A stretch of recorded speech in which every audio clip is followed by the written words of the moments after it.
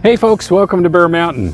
We're back from our brief break, and one of the things we just kind of wanted to go back on is take a look at the crate planted potatoes that we did way back in March, and it is now the point where the vines themselves are beginning to die back.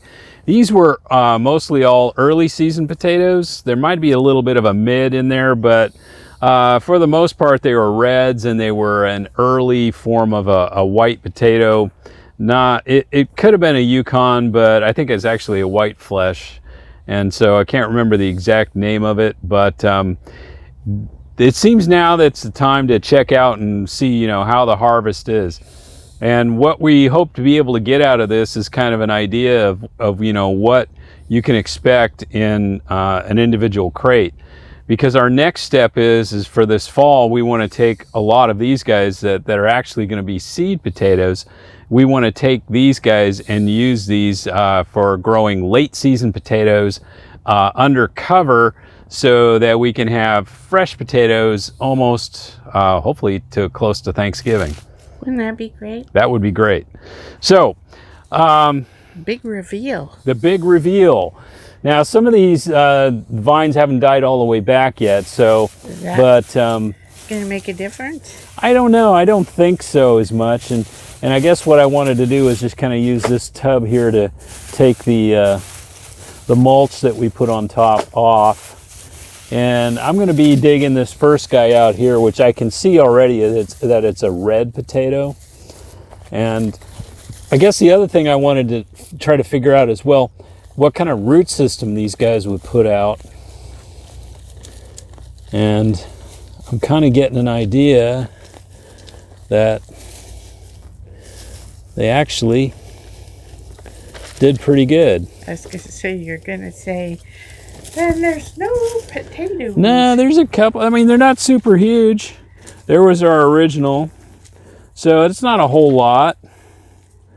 But I guess I would expect things in the field maybe to do a little better, because they have longer to grow and deeper root system to make.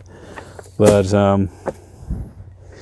that one, and then here's an example of a white, and these are all kind of great. We're going to eat some of these guys, I think, for dinner. They're just going to be a super. Right along to our peas. Yeah, with fresh garden peas. And fresh spinach and lettuce. Uh-huh. And let's see, for a crate size, these guys aren't so bad. I mean, they're kind of like nice little steamer potatoes. And, they're not super huge. Yeah, but they're also, I was, when you say small, I was worried about, golf balls. Well, there are some that are that size, like this guy. Yeah, but it'll still steam up. Or we'll save these kind of little guys here for our seed potatoes and then eat these guys. So, that's maybe how we'll do it. But we'll see what we get out of one crate here for kind of starters.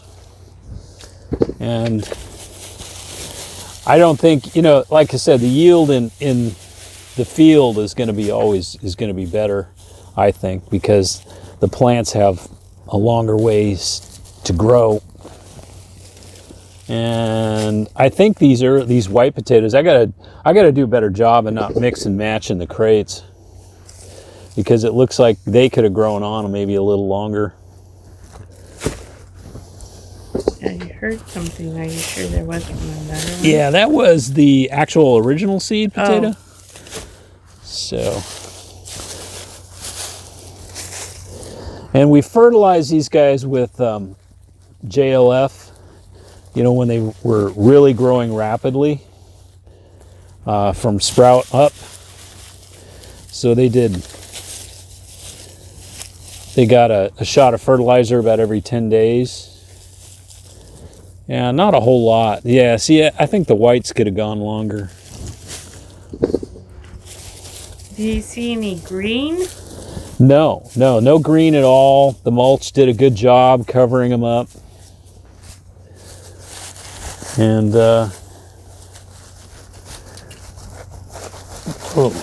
sometimes the root system Kind of occupies a lot of the space. And some of them are small. Oh well.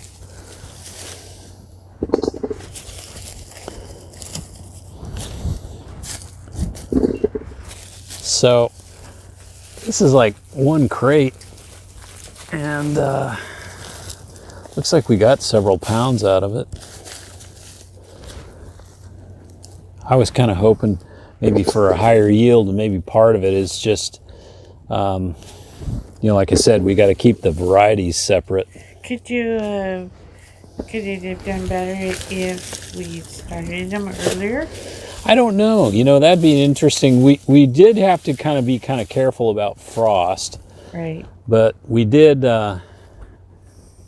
make sure there isn't anybody missing in there. Okay, marble size. Yeah, those are the really teeny guys, but yeah, that did. There's one. Missed that. Steelies. It's like playing marbles, right? Right. Yeah, see, I totally missed that guy. Was that green? Nope, wasn't green at all.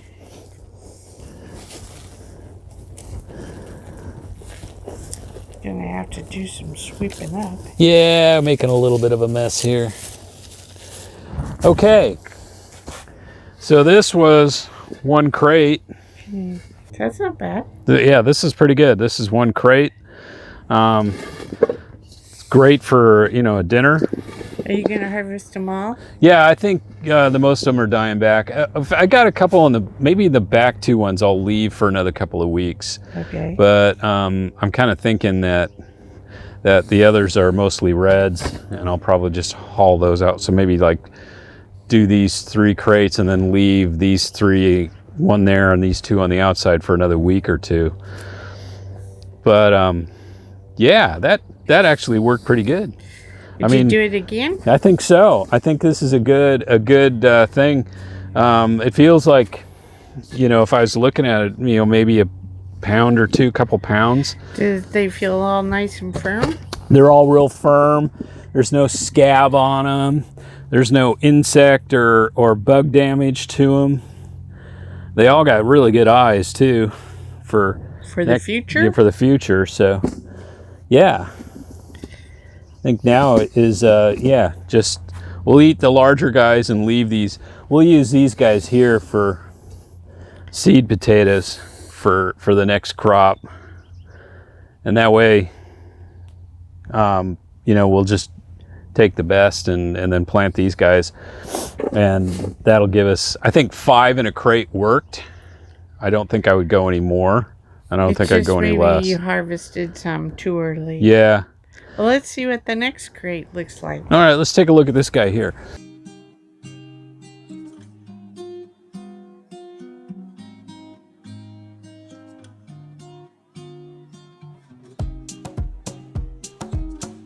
Okay, so there's 2 crates, and I think we did, it feels, I don't have an exact measurement on, but it feels like it's easily 5 pounds. And even a little steam, even though, you know, if we have too many of these guys, we can always steam them up. But this is going to be pretty good to kind of move this forward. So what do you think? I like new potatoes, so I'm excited about tonight's dinner. Yeah, and it was so easy to do, actually. You know, and you can do this with any container. We just chose bulb crates. Because we got a million. Yeah, but I mean, you can use like grow sacks. You can use, I mean, there's all kinds of different things that you can do. So what this proves is, hey, you know what? You can use, you know, your last year's potatoes, or even potatoes that maybe if you see them sprouting from, they're organically grown. Don't get the ones that are conventional, but if they're organically grown, you could do this yourself. And you don't need to have a big growing area to do it. I mean, what's this taking up? It's like maybe 4 feet by 4 feet. If that. Something like that, so about 16 square feet. And for 2 of them, we got at least 2 crates done. We got at least 5 pounds, maybe a little more. So if you start thinking about it, here is there's at least 15 pounds potatoes here for not much work. I mean, the only work I had to do is come in and, you know, mix up a little fertilizer when I was fertilizing other things and water these guys, you know, maybe once or twice a week. And that was it.